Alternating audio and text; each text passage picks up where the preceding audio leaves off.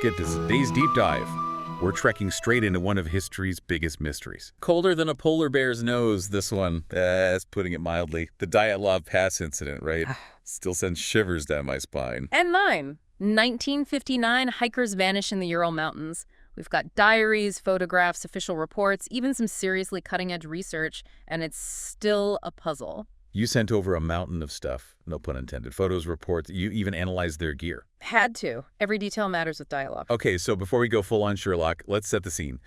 9 experienced hikers, they just disappear. Yeah. But here's the thing. These weren't weekend warriors, right?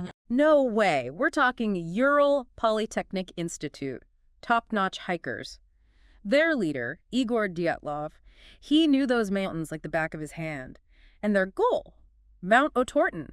Back then, that was a grade the third hike. The toughest there was. This was a serious expedition. Planned to the nth degree, but something goes terribly wrong. Before we get to the incident itself, paint a picture. What were they up against in those mountains? Brutal doesn't even cover it. Think sub-zero temperatures, sometimes hitting -30 Celsius, that's -22 Fahrenheit. Add to that blinding snowstorms, winds that could knock you off your feet. We're talking life or death conditions. One wrong step. Could be your last. It really makes you appreciate their skills just to survive in that environment. And just to add to the creepiness, this area had a nickname, right? Oh, yeah. The Mansi people who lived there called it Dead Mountain. Okay, yeah, not exactly inviting. Right.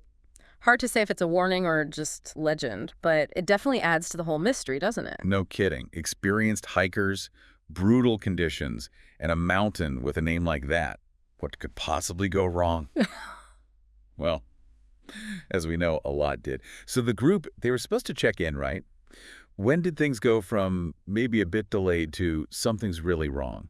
Well, they were due to send a telegram February 12th, 1959, no telegram, and weeks go by. That's when a search party was finally sent out, February 20th. Can you imagine heading into those mountains with that hanging over you? Searching for a missing group in those conditions? It's like finding a snowflake in a blizzard. It was a massive undertaking, but eventually they found something, and it wasn't good. Let me guess, it wasn't a campfire sing-along. Not even close. They found the hiker's tent on the slopes of Kulat Shakal.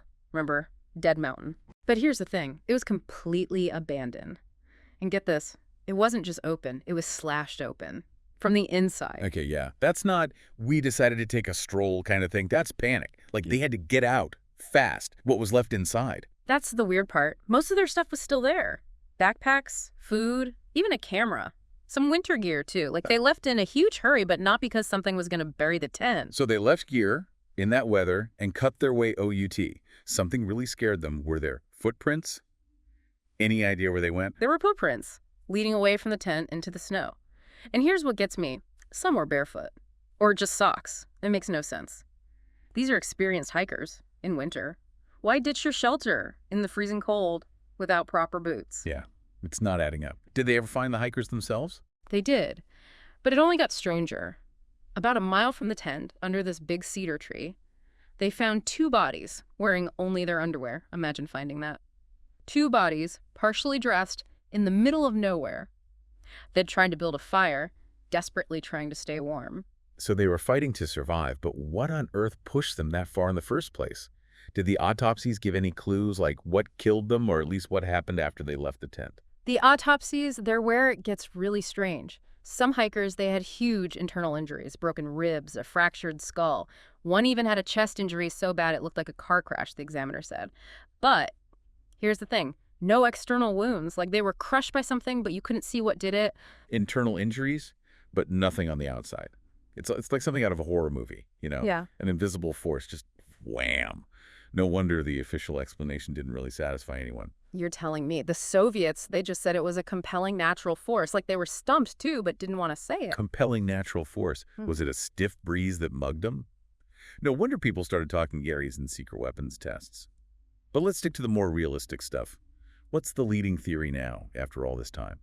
Well, the one that's gaining traction, especially with recent research, is a delayed slab avalanche. See, when I hear avalanche, I'm picturing a whole mountainside of snow coming down. How's a slab one different? And could it really cause that kind of damage, those injuries? Good point. It's not as obvious as the usual image. Think of it like this. Instead of loose snow, it's a huge, solid slab. Like a sheet of ice breaking off the mountain. That's why they're so dangerous. Even a small thing can trigger them. on a slope you wouldn't expect. And the delayed part, that's key here. So it wasn't instant. What are they thinking happened?